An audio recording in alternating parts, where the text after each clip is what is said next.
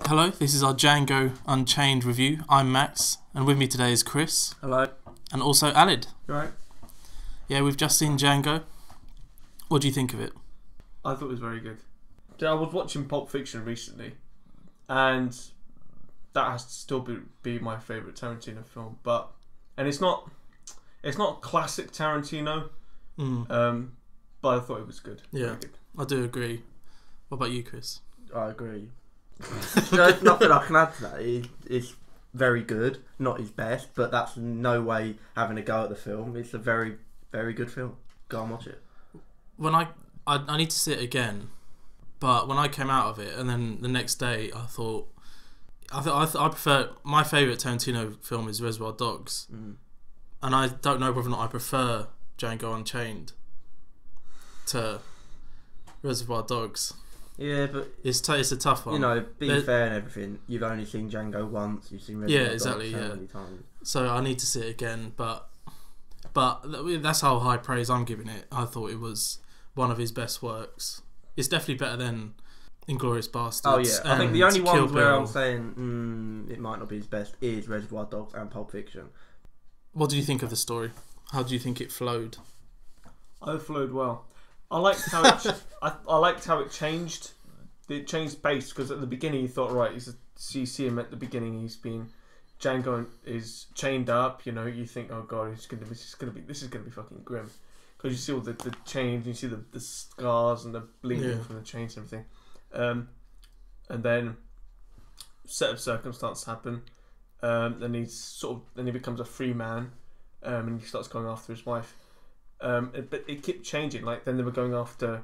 He was a slave. Then they're going after the brothers. Then they're going after his wife. Then they're going after the Mandingo.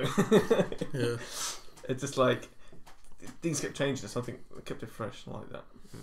I didn't expect him to get freed right at the beginning. Yeah, I was like, okay, fair enough. It's happening straight away. And I thought that the going after the brothers was going to be a little bit longer, but it didn't confuse me or anything like that. It worked perfectly well the way it was. What did you think? Because I've seen a lot of reviews and it's sort of been saying that it's a bit too long, and I am in slight agreement. But you know when DiCaprio gets killed and that shoot off, that should be the end. I was sort of expecting that to be the end. I was like, he's going to. You expect it to be the end, but that should have been the end. And then it moved. And then as soon as Tarantino turned up, yeah, I know. It was a bit like waiting for that. Yeah, but it wasn't a good cameo. I know what you mean. His Australian accent was pointless and it was awful. Yeah, but it was no offense to him, but which Tarantino appearance in his own movies wasn't a bit sort of pointless and not really necessary. Good director, but this is pointless. This is pointless. It was pointless. True. If I have to have a go at the length of the film, which probably did, it's near enough 3 hours. That's where it would be. It would be that. It's like I really was expecting that to be the finale, but it carried on. It should have been. But the finale. It's not like having that extra bit ruin the film. I was enjoying it up to that point so much that I didn't mind there being a little bit more. It's not like films where they just drag on and you're like, oh come on, hurry up, finish. This was more like, yeah, I want more sort of feeling. It was like, I'm enjoying this. I think if it had ended there, then it would have been his best film for me. That's my only gripe with it. Maybe is that extra bit that Tarantino put in with himself in it. I don't know, just sort of pointless. I think because that was the first Tarantino film I've seen in the cinema, so I was just like, yeah, I'm fucking enjoying this, and I don't really want it to end like Chris. So I was completely fine with it. And I knew Jamie Foxx. I knew it wasn't the end because I watched an interview with Jamie Foxx where he said he was riding bareback on a horse. Yeah. I was like, well, hang on, have I missed something? But no. Exactly, that's the whole point. It's sort of like that's his cool comeback sort of thing. You know, he gets put down and then he comes back and he just kicks ass sort of thing. That's the only reason for all that extra bit. So what do you think of the performances overall? Because I can't really fault any of them. They were all brilliant. Apart from Tarantino. Yeah, apart from his Australian accent. But DiCaprio was brilliant. DiCaprio was brilliant. Samuel Jackson is the best thing I've seen him Samuel in. Jackson. Because that character was obviously against everything you think of Samuel Jackson, but it was done well. Jamie Foxx is brilliant. Yeah, he's brilliant. He should have got nominated for an Oscar for leading role, and Christoph Waltz is obviously... Yeah, I just love him. Going back to to DiCaprio. Tarantino said about John Travolta. Nobody else wanted John Travolta for Pulp Fiction, but he was the one that pushed for him. Like you said, and I don't think many of the people would have been convinced that DiCaprio could play a plantation owner, like a slave trader. But he did, and it worked, and it worked well. Like that fucked with my head a bit because I just did not expect the guy who played Romeo to fucking. It was all down into the costumes because Samuel Jackson looked really good for an old man. Yeah, and DiCaprio's teeth. I always kept looking at his teeth. They're all molded, and it's just like little touches that go towards the performance. So what do you think of? Because Tarantino's throughout all the interviews I've seen, he keeps sort of saying that the film talks about slavery in a different way, and slavery's not really talked about. Do you agree with him? Yeah. What do you think of the film depiction of slavery? Yeah, it's not.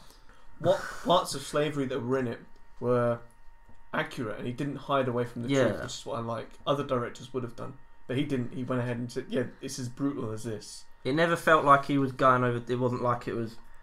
Yeah, for the sake of shocking, exaggerated. Sort of thing. It wasn't exaggerated just to make people go, oh, sort of thing. I mean, we didn't live in that time, but I just imagine that's what it was, sort of thing. What about because it's got a lot of controversy about the violence and depiction of violence. Film, for God's sake. I don't think it was that much of a violent Tarantino film. No, when you think of Reservoir Dogs and the ear, and you think of their Mandingo getting his. Yeah, but the thing is, I disagree with you because the Reservoir Dogs ones, they're doing it to gangsters, and they're not innocent.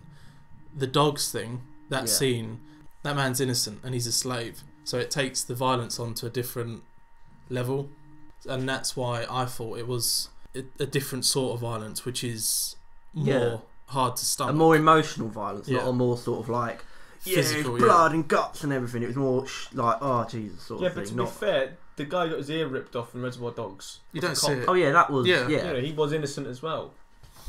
Yeah, I suppose, but he wasn't pleading for his life and stuff like that. He was, but it just felt a little bit different. It was different. I know what you mean. That felt a little bit more gratuitous. It was like, this is cool, sort of thing. But this is more like that sort of shit happened. It's like, remember that. It's like, this ain't good.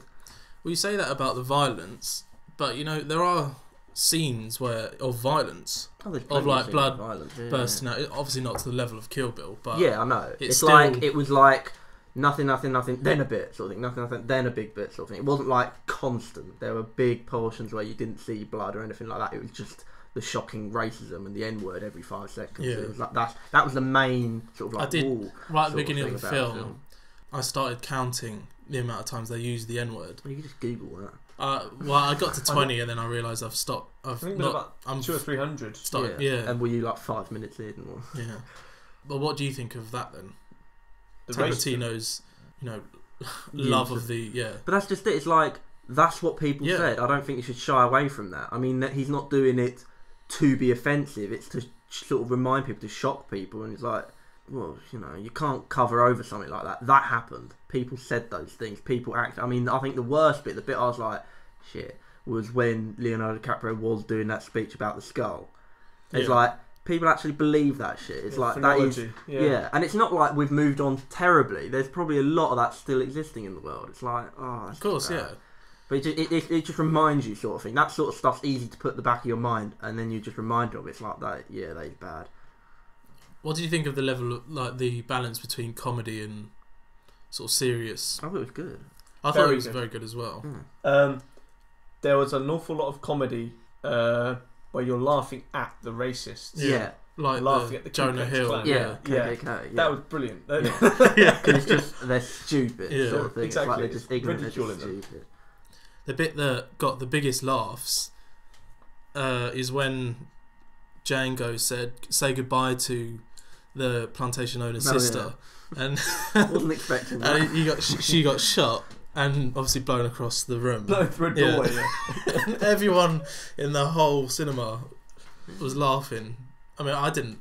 No, but you sort of, you get. And I get it, but all the way through it. Well, at that point, I thought it didn't look natural. I know. I was like Yeah. that angle. So that put me off of the yeah, laugh. I was like, but it's Yeah, I let it know. go. Yeah. It's just a petty thing. So I think one thing that I need to say is that as soon as I got home, I YouTubed the soundtrack and listened to all of the songs because I think the soundtrack is one of the best in a Tarantino film. I just love the soundtrack. Definitely. So in summary, what would you give it out of 10? 8, 9, near a 9. It is a very good film. To 8.7? Yeah. How about you, Alid? 8, definitely an 8. Cool. I'd give it... Yeah, I'd agree with you, Chris. 8.7. Not a 9. No, But- but it is better than a 9 Yeah, sort of thing. yeah. It is good. So it's potentially the best film of the year. And would you have any qualms with it winning, None. like best film None. at the Oscars? But I don't think 2013, as you said, isn't going to be a great year for films anyway. No, not Yes, as good as not last Not year. so much Last for year. like critically acclaimed films sort of thing. This is probably more just. It's going to be Superman quite stuff. Marvel heavy this year and Yeah. things like Yeah. that.